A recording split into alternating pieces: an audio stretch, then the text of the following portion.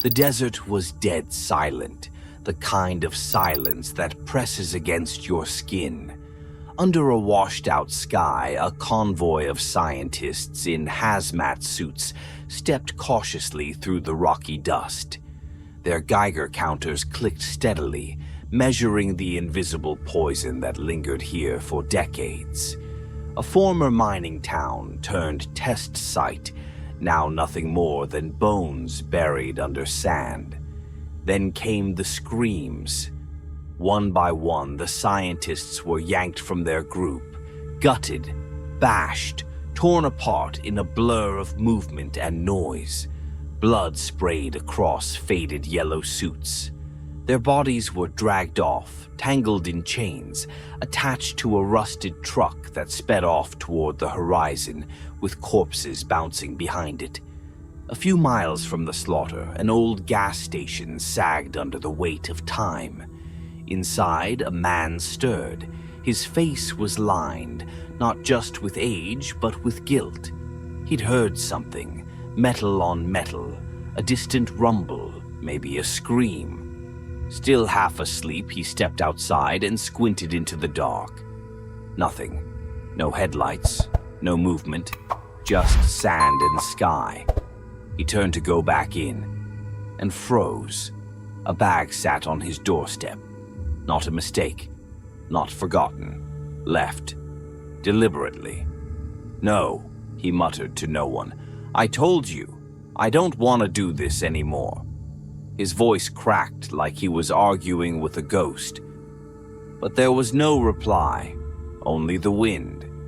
He picked up the bag with shaking hands, dragged it inside, and dumped the contents on the floor. Old sunglasses, a torn baby blanket, a pair of earrings, a metal lunchbox, and a small plastic container. Inside it, a human ear. The next morning, a dusty red SUV rolled into the station, coughing from the heat. The Carter family piled out. Bob, the retired detective turned slightly overbearing dad. Ethel, the kind-hearted matriarch holding it all together. Lynn, their oldest daughter. Her husband, Doug, still irritated about being talked into this trip. Their baby girl, Catherine, fast asleep in her car seat. Brenda, the youngest, sarcastic and always glued to her phone. Bobby, the teenage son who couldn't sit still, and the two German shepherds, Beauty and Beast, restless and pacing. They were headed to San Diego to celebrate Bob and Ethel's silver anniversary. A family road trip. That was the idea. Doug stood next to the car with his arms crossed. "We could have flown. 3 hours, tops." "Doug," Lynn said gently, "it's a big deal for my parents. Just let it be nice." He sighed. "Fine. Nice. Middle of nowhere. I'm all in." While the family stretched their legs, Beast growled low. Beauty, more curious, wandered toward the station. Lynn followed her into the building and bumped into the gas station worker. He stiffened the second he saw her, eyes darting behind her, scanning the room, checking what she might have seen. "Dogs not allowed in here," he snapped, voice tight. "She's harmless," Lynn replied, pulling Beauty close. He looked her up and down, then turned his eyes away quickly. "Don't stay long. Got to close early." Lynn left with the dog, and the worker stood frozen for a moment, staring at the room where the bag now sat hidden. Outside, Bob leaned against the hood, chatting with Ethel when the worker shuffled over. He leaned in close to Bob and said, "There's a shortcut through the hills. Not on the map. Save you a couple hours if you're heading west." Bob raised an eyebrow. "You sure? Locals use it. Trust me. Road's good. Just follow the path behind the red rocks." Doug overheard and gave Bob a look, but Bob nodded. Thanks." The family piled back into the SUV, Doug grumbling under his breath, and Bob turned the wheel toward the hills. The shortcut. Unseen, just beyond the station, a pair of small hands rifled through their stuff in the back of the SUV. A girl, dirty, sunburned, dressed in scraps. She picked up a photo, sniffed one of the baby's blankets, then slipped away into the brush as the vehicle pulled off. The desert swallowed the road behind them. The gas station shrank in the rear view, disappearing into heat waves. The last stop before the nightmare began. The shortcut seemed harmless at first, just a stretch of dirt road winding between orange hills and dry brush. The sun sat high overhead, casting long shadows across the rocks as the Carter family moved deeper into the wasteland. Bob had the windows down, his arm resting on the door, confident in the gas station workers' directions. Doug, sitting up front, stayed quiet but kept glancing at the rearview mirror, watching the hills grow steeper and the path narrower. No signs, no cell service, no sound except the tires crunching gravel. Then, boom. The SUV jolted violently. Doug's head slammed into the window. Brenda screamed. The vehicle swerved, tires bursting one by one, metal grinding against rock before the front slammed into a boulder. Dust engulfed them. "What the hell was that?" Doug shouted, already undoing his seatbelt. Bob shoved open his door and stumbled out. "Tires are gone." He stepped around the front of the car, crouched, and ran his fingers along jagged metal spikes now embedded in the road. Long, rusty nails welded into a strip of metal. Someone had placed them there. On purpose. He turned to shout for help, but the road behind them was already clear. The spikes, gone. Someone had waited for them to crash. Someone had removed the trap the moment it worked. The rest of the family got out, shaken but okay. Bobby let the dogs loose and Beauty and Beast darted toward the hills. "Beauty," Bobby called, running after her. "Stay close," Ethel yelled, but Bobby was already out of sight. Bob inspected the SUV. It's total. Axles cracked, tires are toast. Doug looked around, squinting at the endless desert. "So what now?" "We find help. Split up. I'll head back to the gas station. You go forward, see if this road leads to the freeway." Doug wasn't thrilled about it, but nodded. As the two men packed water and flashlights, Brenda lay on a blanket, sunbathing like they were on vacation, ignoring the tension crawling into everyone's bones. Bobby hadn't returned, and the dogs were still gone. Bob handed his son a revolver. "Just in case," he said. "I don't know how to shoot." "Point and pull. That's all you need to know out here." Ethel made them all join hands and pray. While heads were bowed and eyes were closed, a glint of light flashed from the hills. Lynn saw it first, a flicker like someone watching them through binoculars. But it was gone as fast as it appeared. Bob left on foot, retracing their path. Doug moved forward, determined to find a way out. Bobby, meanwhile, followed Beauty's trail deeper into the hills. He called out again and again, but only silence answered. The wind picked up, dry and sharp. He wandered for what felt like hours before hearing it, an awful, high-pitched yelp. Then a growl, then nothing. He ran toward the noise, pushing past brush and rock until he saw it. Beauty's body torn open, limbs twisted, her blood painting the stones beneath her. Bobby froze, breath caught in his throat. He stumbled backward and slipped, his head cracking against the ground. He didn't move. High above, from a narrow ledge, a twisted figure watched. A girl, barefoot, face marred by deformities, limbs too thin. Ruby. She crouched next to Bobby's unconscious body. When blood dripped onto his face, she looked up. Another mutant, bigger, nastier, was chewing on what remained of Beauty's leg. Goggle. Ruby hissed at him, protective. She stayed with Bobby, watching over him while Goggle licked blood from his fingers. Down the road, Doug came across something unreal. A crater, massive and deep. Inside it were rusted, smashed remains of vehicles, RVs, trailers, even a school bus. All of them picked clean, windows shattered, seats torn. It wasn't a road, it was a graveyard. Back at the gas station, Bob arrived just as night fell. He moved quickly, pushing open the door and calling out. No answer. The station looked abandoned, until he found the bag, the same one Lynn had almost seen earlier. He opened it and saw the ear. The blood. Panic set in. He stormed into the back room, empty. But the walls were covered in yellowed newspaper clippings.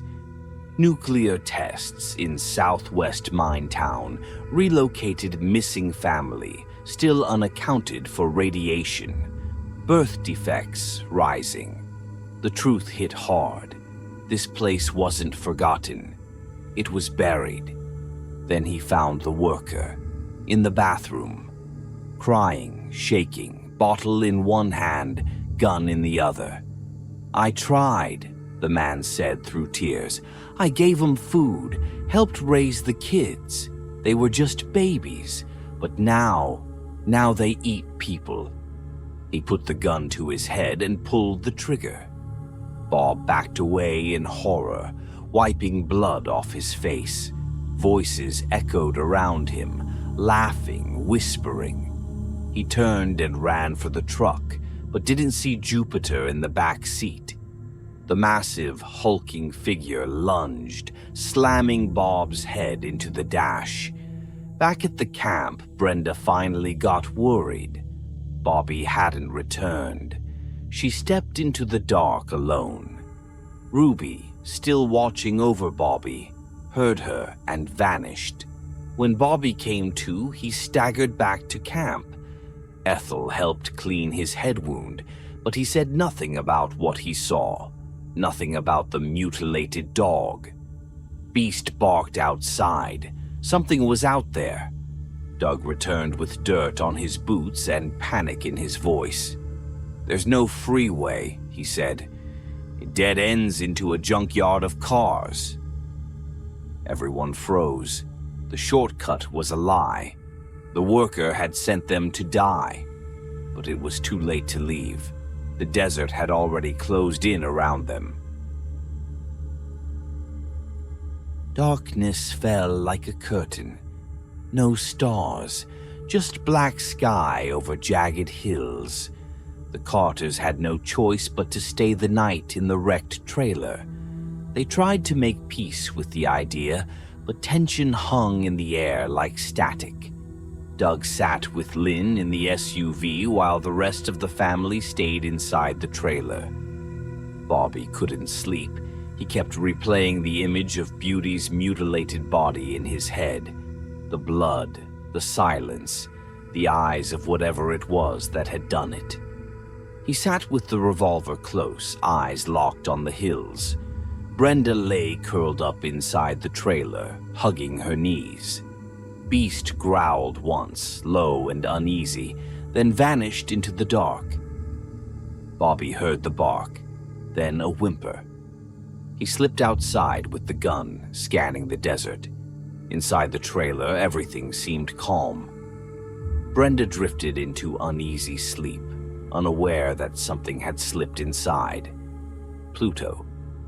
He stood over her, breathing heavily, his massive deformed frame hunched in the small space. He watched her with an unsettling curiosity, fingers twitching as he reached out. Her eyes snapped open. Before she could scream, he clamped a hand over her mouth. Outside, Bobby heard faint laughter echoing from the hills. It sent a chill through his spine. He rushed to the SUV and banged on the window.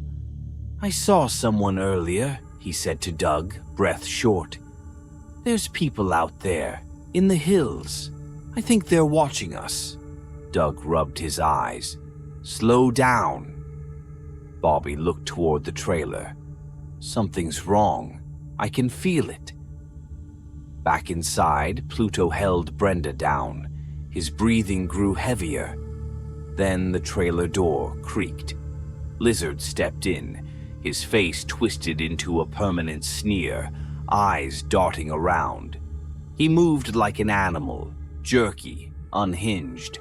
He went straight for the bird cage, ripped it open, and stuffed a live bird into his mouth. Brenda screamed under Pluto's hand, eyes wide in horror. Lizard, now holding baby Catherine, turned to her with a grin. "Pretty baby," he muttered.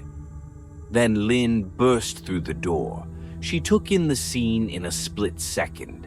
Brenda pinned, her baby in a stranger's arms, filth everywhere. Without thinking, she grabbed a frying pan from the counter and swung it full force into Lizard's head. He staggered, dropped Catherine, and roared in pain. But when he raised the gun and pointed it at the baby, Lynn froze. "Don't," she whispered. He leered at her. "Make me happy, and maybe I don't." Outside, Ethel heard the chaos and ran toward the trailer. She picked up a heavy rock on the way in. Seeing her daughter and granddaughter threatened, she raised the stone and brought it down toward Lizard's head. But he turned and shot her point blank in the stomach. She collapsed instantly. Lynn screamed, lunged forward, and stabbed Lizard in the thigh with a screwdriver. He howled and turned the gun on her. One shot. Lynn dropped. Blood pooled under her head. Doug and Bobby, now running back, saw Lizard and Pluto leap from the trailer. They vanished into the night. Doug ran inside and found the scene. His wife gone, Ethel barely breathing, Brenda shaking in a corner, and Catherine missing. Number, no!"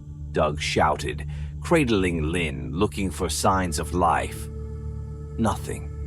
From the shadows above, Goggle watched with a pair of binoculars, grinning. But then something hit him. Hard. Beast. The dog launched into him with fury, ripping into his neck.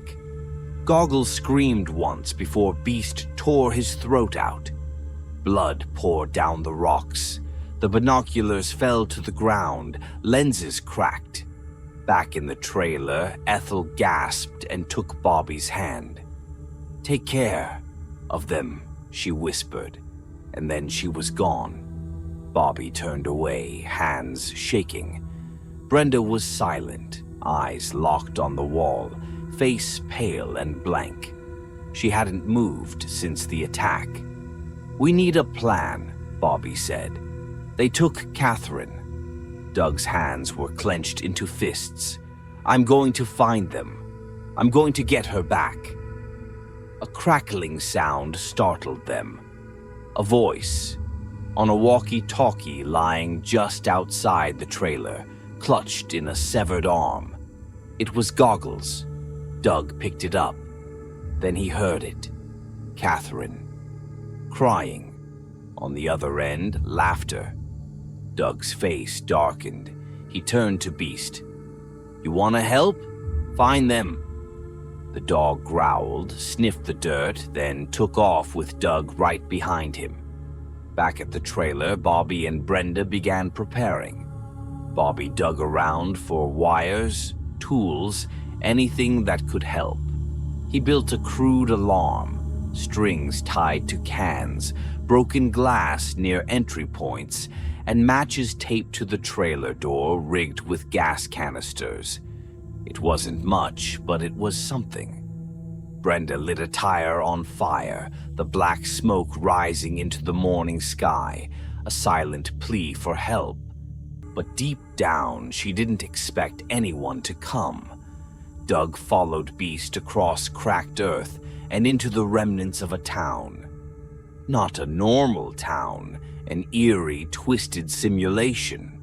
Mannequins sat at dusty dinner tables behind shattered windows. A fake family, a test village built for atomic bomb experiments. He moved cautiously. One house still had a generator running. He peeked through the window. There, Catherine, lying on a mattress, wrapped in a filthy blanket. Doug entered quietly, creeping past a massive woman slumped in a chair. Big Mama. But the moment he picked up Catherine, she lunged. He barely had time to react before she slammed him against the wall. Everything went black.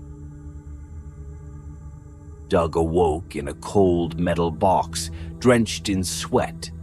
The stench hit him first, rotting meat, blood, mold. Then the truth. He was trapped in a refrigerator. Not for food, for bodies. He kicked, slammed his fists against the inside. The door burst open. He fell to the floor, gasping. The room around him was a butcher's hell, limbs hanging on meat hooks, torsos with no heads, flies thick in the air. Staggering to his feet, Doug moved through the house, shaking, gun gone, knuckles raw. That's when he found him. Big Brain, a bloated man strapped into a wheelchair, veins blue against waxy skin, wires running into the walls like he was part of the building. His head lolled as he spoke. "They sent us here to die," he rasped. "The government, the army. We refused to leave, so they buried us in radiation." Doug's eyes scanned the room for a weapon, for an exit, anything. "They said we were dead, but we adapted." Just then, the door creaked. Pluto entered. Massive, grinning, axe in hand. Doug reached for a wrench. Pluto charged. They collided with the force of desperation. Doug swinging wild, Pluto slashing with precision. Doug's arm split open. Blood poured. He screamed. Pluto lifted him by the throat, shoved him against the wall. "Please," Doug gasped, hand reaching into his pocket. "Don't." Pluto smirked. Doug rammed a screwdriver into his foot. Pluto roared. Doug followed it with a flagpole through the throat. Then, with every ounce of strength left in him, he drove the axe into Pluto's skull. Pluto twitched once, then nothing. Beast appeared in the doorway, growling. "Good boy," Doug whispered, collapsing next to the body. Big Brain tried to wheel himself away. Beast lunged and tore his throat out. Doug found a shotgun. Limping, bleeding, he pressed on, room to room, house to house, calling Catherine's name. Then he heard her. Muffled cries. Up a hill, Ruby ran barefoot, holding the baby close, dress soaked in blood. Her face was torn between terror and determination. Behind her, Lizard chased, shotgun in hand, screaming. Doug saw her silhouette against the rising sun and ran. "Ruby!" he shouted. "Give her to me!" She paused, breathing hard, eyes wide. Then Lizard tackled her. Catherine hit the dirt, wailing. Doug screamed and dove in. The shotgun skidded across the rocks. Lizard pummeled him, fists like bricks. Doug fought back with everything left: rage, grief, love. He slammed Lizard's head into the ground, again. Bones cracked, blood spattered his face. He grabbed the shotgun and turned it on Lizard, who lay twitching. "Do it," the mutant hissed. But before Doug could fire, Lizard lunged and grabbed the barrel. A shot rang out. Nothing happened. Click.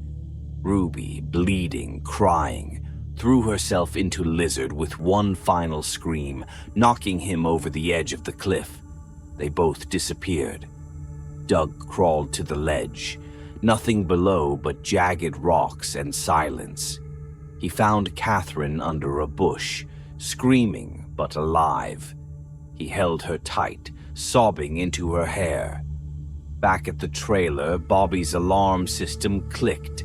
Cans rattled. Something was coming. He and Brenda armed themselves, ducked inside, heartbeats pounding. Then a shadow moved. It wasn't Bob. It wasn't Doug. It was Jupiter, massive, blood-smeared, carrying what was left of Ethel's body like a trophy. Bobby followed the trail of blood, heart racing, stomach twisted.